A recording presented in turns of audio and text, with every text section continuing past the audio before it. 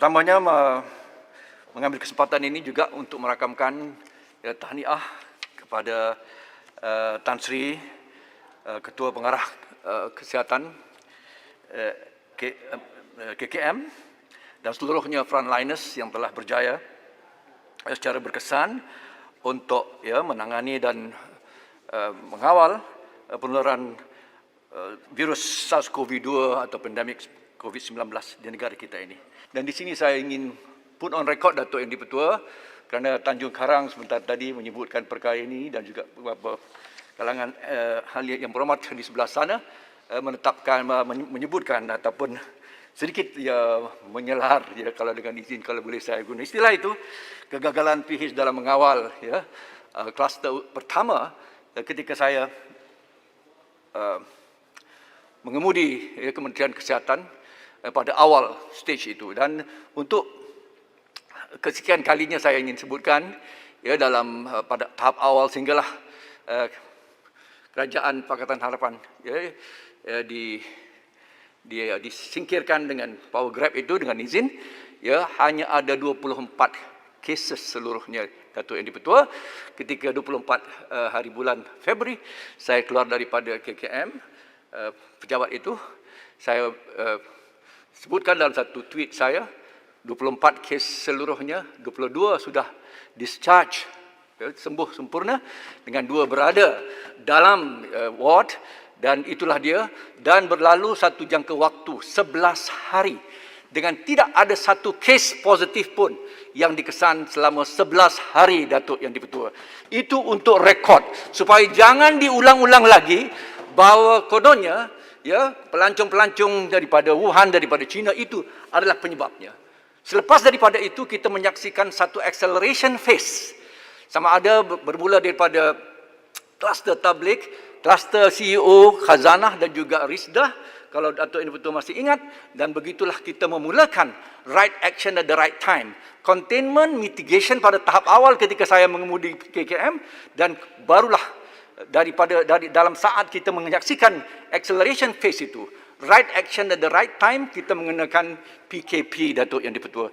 Tolong ambil perhatian ahli-ahli yang berhormat, kalau benar-benar kita mau berhujah berdasarkan fakta, itu adalah fakta yang perlu saya rakamkan supaya tidak perlu saya ulang-ulangi lagi. Datuk Yang di-Pertua, kita bercakap tentang undang-undang yang sebenarnya. Saya sedia maklum dan saya perhatikan tadi sebentar tadi ada Menteri Keuangan, dan Timbalan Menteri Keuangan ada di sini. Semalam kita dengar Timbalan Menteri Keuangan berhujah dengan menyebutkan akan ukuran KLCI Composite Index dengan izin sebagai satu barometer untuk kesihatan atau kesejahteraan ekonomi. Kita perlu faham dalam apa yang disaksikan hari ini dengan suntikan sebanyak 45 bilion yang merupakan langkah yang kita semua akui. It's a counter-cyclical measures, it's a Keynesian theory to pump prime the economy, untuk kita gerakkan ekonomi dalam keadaan kemelesetan. Namun GDP menguncup 17.1 pada suku kedua tahun ini, dan yang terburuk dalam sejarah, lebih teruk daripada Asian Financial Crisis 1997 pada the Global Financial Crisis, dalam krisis juga dalam krisis 2008 Datuk Yang di-Pertua. Justru itu penghujahan kami supaya benar-benar suntikan fiskal ini, khususnya suntikan cash dalam sistem ekonomi kita ini, untuk benar-benar dapat berkesan. Seperti mana juga kita perlu tahu, kalau kita makan ubat, kalau ubat dosnya tidak cukup, sekadar kita makan adalah ubat itu, tapi tidak meninggalkan apa-apa kesan. Saya memerhatikan dalam penguncupan ini, semua sektor mengalami penguncupan. Tak perlulah sebut tentang yang lain itu, tapi kalau kita ambil construction minus 44.5 dengan izin, mining, manufacturing minus 18.3, services, of course, services. Ya, semua sudah berkurung, sudah tidak dapat beroperasi. Perusahaan, particularly pelancongan dan sebagainya. Hanya agriculture saja. Justru kerana itu, kalau kita bandingkan pula, malangnya, kalau kita bandingkan GDP kita, ataupun contraction penguncupan ini, kita adalah yang terburuk di ASEAN, Datuk Yang Di-Pertua. Dan kalau kita perhatikan, hampir semua, Filipina pun lebih baik daripada kita, Indonesia, Singapura, ya, dan pastinya negara seperti US yang mengalami paling teruk dari sudut kesan pada mobility, mortalitiesnya adalah juga kita hanya lebih baik sikit ya daripada United Kingdom, Datuk Yang Di-Pertua.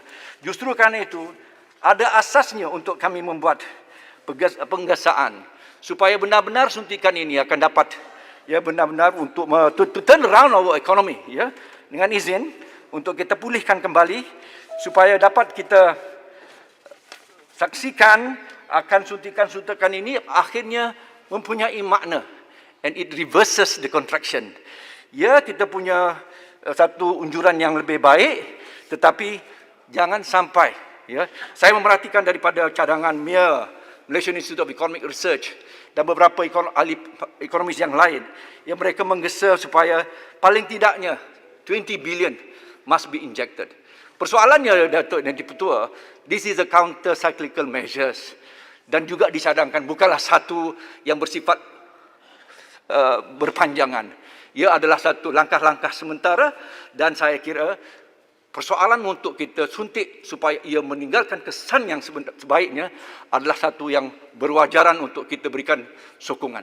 Justru kerana itu saya memerhatikan antara insentif termasuk menyediakan kemudahan kredit, semuanya adalah baik, Datuk Yang Di-Pertua, dan saya juga memerhatikan bahawa sokongan dari sudut KKM-nya 1 bilion telah diperuntukkan ya untuk Kementerian Kesihatan bagi perbelanjaan COVID-19 ini, dan juga saya perhatikan sokongan penjagaan kesihatan PKB 40, program yang kita mulakan semasa Kerajaan Pakatan Harapan juga diberi pendekanan. Datuk Yang Di-Pertua, selain daripada infectious disease yang sifatnya adalah acute dan episodik dengan izin sementara, infectious disease itu sifatnya datang dan pergi. Kadang-kadang datang dan tak datang-datang lagi. Seumpama SARS, ya, andainya kalau, dan tidak perlu ada vaksin pun. Tetapi saya ingin tekankan, sementara saya tidak mau untuk mengurangkan penekanan kepada SOPs supaya jangan berlaku gelombang yang ketiga. Persoalan besarnya adalah penyakit-penyakit tidak berjangkit, the NCDs, the non-communicable diseases. Jangan sampai ia bukan terlepas pandang, bahkan di sedikit, ya, kalau kita perhatikan non-COVID death semasa episod COVID-19 ini berlaku 8 kali ganda. Tidak silap saya saya boleh semak perkara itu. Justru itu saya sangat menyokong, ya, peruntukan 50 juta untuk PKB 40 itu, dan saya mau perhatikan khususnya dari sudut perbelanjaan dan perjawatan, ya, yang telah diberikan dahulu sebelum saya tinggalkan KKM, dan 60,000 lebih itu diberikan khususnya kepada mereka yang dalam berhubungan contract workers kita, frontliners kita, supaya benar-benar dapat kita berikan pengiktirafan akan segala usaha baik mereka. Saya punya beberapa faktor poin-poin yang lain, tetapi telah melepasi waktu. Datuk Yang Di-Pertua, saya ucap terima kasih atas kesempatan ini. Terima kasih. Saya sokong bersyarat. Terima kasih, Yang Mohd.